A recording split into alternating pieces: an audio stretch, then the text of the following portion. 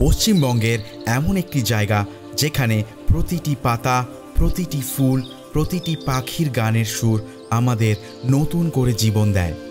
যেখানে বনের মধ্যে ছোট ছোট প্রাণীর মেলা, নদীর স্রোতের সঙ্গীত আর গাছের শাখায় শাখায় বাজানো হাওয়ার সুর, এসব কিছুই এখানকার জীবনের একান্ত অংশ হয়ে উঠেছে। যেখানে ভ্রমণ মানে রোমাঞ্চ, যেখানে প্রকৃতির অপরূপ সৌন্দর্য আর অ্যাডভেঞ্চারের মিশ্রণে এক নতুন অভিজ্ঞতা পাওয়া যায়। পাহাড়ি পথের আঁকাবাঁকা পথ পেরিয়ে আপনি পৌঁছাতে পারেন কিছু অজানা ঝর্ণার কাছে, যা আপনার ভ্রমণকে আরও স্মরণীয় করে তুলবে। সবুজ বনে বুক চিরে বেরিয়ে যাওয়া ছোট ছোট পথ, পাহাড়ের শীর্ষ থেকে নিচে নেমে আসা ঝর্ণা আর চিরবসন্তের ফুলে ফুলে ভরা প্রকৃতি যেন তার হৃদয়ের কথা বলে।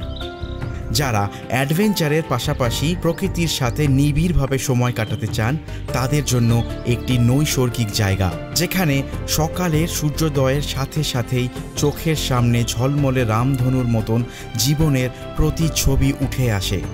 কাঁকড়াঝোড়, যেটি বাঁকুড়া জেলার এক মনোমুগ্ধকর পাহাড়ি অঞ্চল, যা প্রকৃতি ও অ্যাডভেঞ্চারের খোঁজে থাকা মানুষের জন্য এক অসাধারণ গন্তব্য। এই অভিযানে আমার সঙ্গে থাকুন আর কাঁকড়াঝোড় আর তার অজানা ও দারুণ দিকগুলো অনুভব করুন।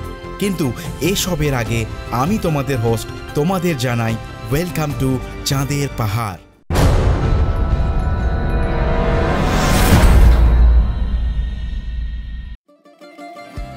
লাল মাটির দেশ সফরে আজ আমাদের পঞ্চম দিন। যারা আগের ভিডিওগুলো এখনও পর্যন্ত দেখোনি, তারা গিয়ে একবার দেখে নিতে পারো। তাহলে আজকের ভিডিওর সাথে আগের ভিডিওগুলো বেটার রিলেট করতে পারবে। যাই হোক, সকাল সকাল বেরিয়ে পড়লাম কাঁকড়াঝোড়ের উদ্দেশ্যে। যারা এখান থেকে গাড়ি নেবেন তাদের কিন্তু 2500 টাকার মতন খরচা পড়বে। তবে সিজনে এই প্রাইস কিন্তু 3000 টাকা অবধিও চলে যেতে পারে। অরণ্য অবকাশ রিসর্টে আমাদের 2000 টাকা করে পার নাইট পড়েছিল। আর এখান থেকেই তোমরা কিন্তু গাড়ি পেয়ে যাবে কাঁকড়াঝোড় ঘোরার জন্য। ঘড়িতে বেলা 11টা। আর আজ আমাদের ফার্স্ট ডেস্টিনেশন হলো কাল ভৈরব মন্দির আর একটা ছোট্ট ড্যাম। সময় লাগবে ওই 40 মিনিটের মতন। এই জায়গাটায় যাওয়ার পথে পড়বে কাঁকড়াঝোড়ের জঙ্গলও। আর আমি জঙ্গলের ব্যাপারে একটু বেশি এক্সাইটেড থাকি, বিশেষ করে ঝিলিমিলিতে চাক্ষুষ হাতি দেখার পর। তা সে যাই হোক না কেন, এই রাস্তা দিয়ে গাড়ি চালিয়ে যেতে আমার বেশ ভালো লাগছে। সাইনবোর্ড জানান দিচ্ছে যে আমরা সঠিক পথ দিয়েই যাচ্ছি, আর যাব নাই বা কেন। আজ আমরা সঙ্গে আমাদের হোটেল থেকেই একজন গাইডও নিয়ে নিয়েছি, যার জন্য আমাদের কস্ট পড়ল মাত্র 400 টাকা।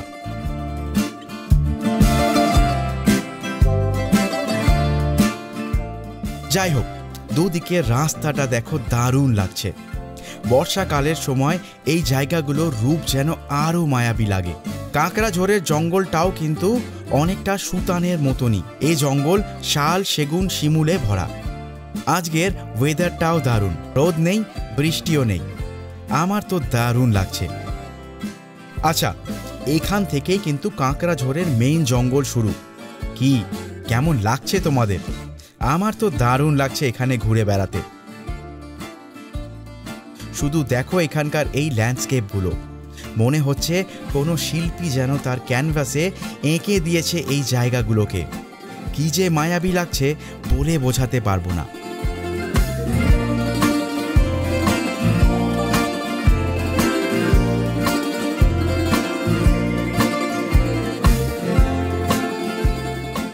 কিছু কিছু জায়গা হয় যেগুলো জাস্ট উপলব্ধি করতে হয়, আর এই জায়গাগুলোও তাই।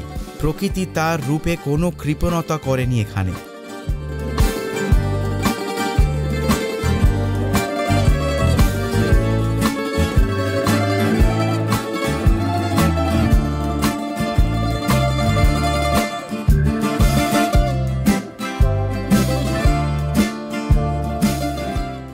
যাই হোক, এই অপরূপ রাস্তা দিয়ে যেতে যেতে পৌঁছে গেলাম আমরা আজকের ফার্স্ট ডেস্টিনেশনে। এটি এখানকার কাল ভৈরব মন্দির। আকারে ছোট হলেও এটি স্থানীয়দের কাছে খুবই জাগ্রত। আমিও ভগবানের আশীর্বাদ নিয়ে বেরিয়ে পড়লাম ড্যামের দিকে। মন্দিরের পাশেই ড্যামের অবস্থান। এই জায়গাটায় ঘুরে বেড়াতে আমার দারুণ লাগছে। এখানে না একটা আলাদা ব্যাপার আছে, যেন আমি এখানকার প্রকৃতির স্পন্দনগুলোকে অনুভব করতে পারছি। একটা অদ্ভুত শান্তি কাজ করছে এখানে। এক কথায় দারুণ লাগছে আমার।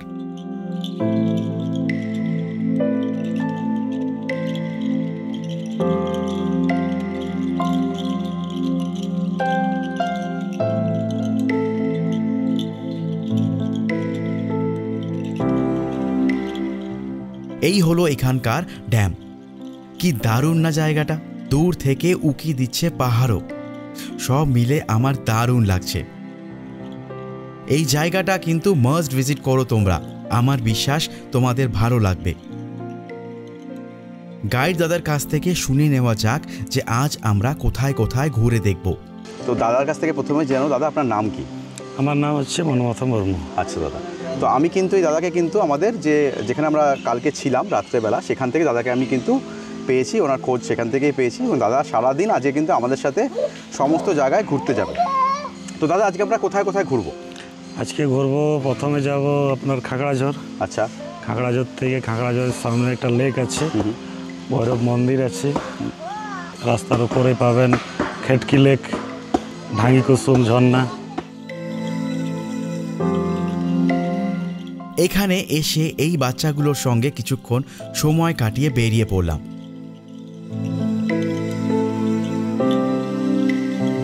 এই ল্যান্ডস্কেপগুলোর ব্যাপারে যতই বলি না কেন কম হবে। এবার যাওয়ার পালা কেতকি লেকে। এই দেখো, বললাম না আমার কপাল দারুণ। রাস্তায় দেখা যাচ্ছে একটি ময়ূর আপন খেয়ালে ঘুরে বেড়াচ্ছে। কারোর ভয় নেই, কোনো বাধা নেই। বুঝতেই পারছি এখানকার মানুষের সঙ্গে এই জঙ্গলের একটা আলাদা সম্পর্ক গড়ে উঠেছে। আর তাই তো এই বাড়ির মালিকের হাতে নির্দ্বিধায় খাবার খাচ্ছে এই ময়ূরটা। বলার অপেক্ষা রাখে না যে এই দৃশ্যটা কতটা সুন্দর, দারুণ লাগছে এক কথায়। প্রকৃতির এই রূপগুলোকেই তো আমরা হারিয়ে ফেলেছি শহরের ব্যস্ততায়। আর তাই তো এত দূরে আসা আবার প্রকৃতির কাছে। যাই হোক, আবার পথ চলা শুরু করলাম। এই ছোট ছোট মাটির বালিগুলোকে পেরিয়ে এগিয়ে যেতে থাকলাম। আর কিছুক্ষণের মধ্যেই পৌঁছে গেলাম কেতকি লেকে।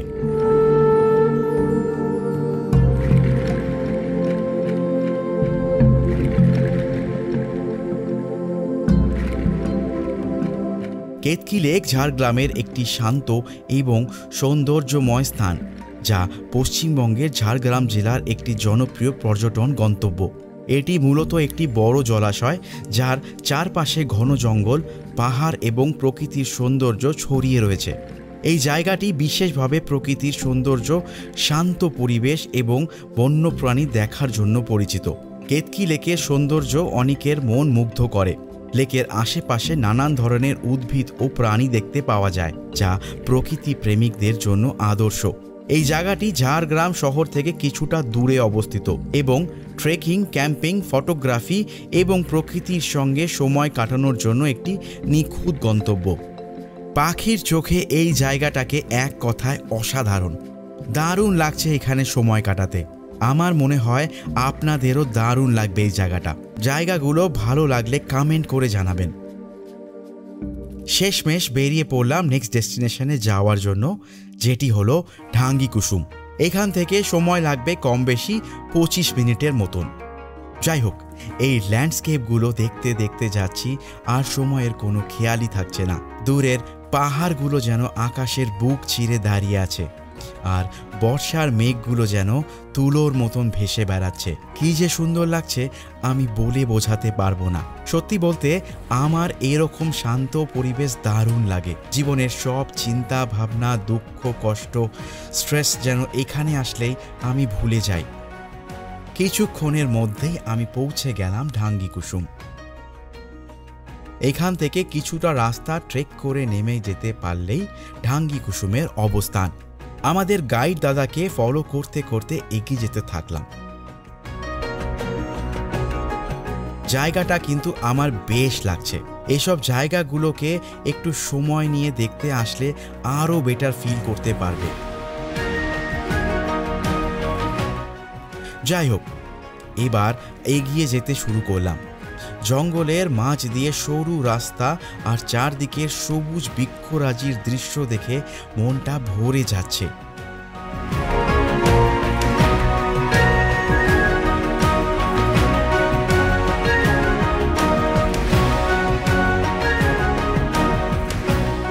এই হলো ঢাঙ্গি কুসুম বাড়িধারা। কি কেমন লাগছে তোমাদের? বর্ষায় এই বাড়িধারা বর্ষার জলে পুষ্ট হয়ে আছে, আর তাই এই জায়গাটা আরও সুন্দর লাগছে। কিছুক্ষণ সময় কাটিয়ে এবার বেরিয়ে পড়ার পালা। আজকের দিনটা আমার খুব ভালো কাটলো। দারুণ একটা এক্সপিরিয়েন্সের সাক্ষী হয়ে থাকলাম আমরা। এবার ফেরার পালা আমাদের রিসর্ট অরণ্য অবকাশে।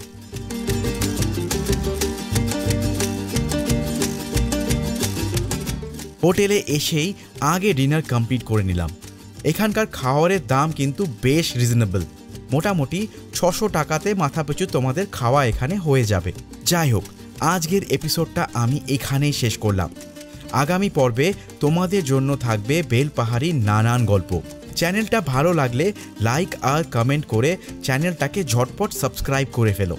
তো ততক্ষণের জন্য সবাই ভালো থেকো, সবাইকে ভালো রেখো, and good buy from team চাঁদের পাহাড়।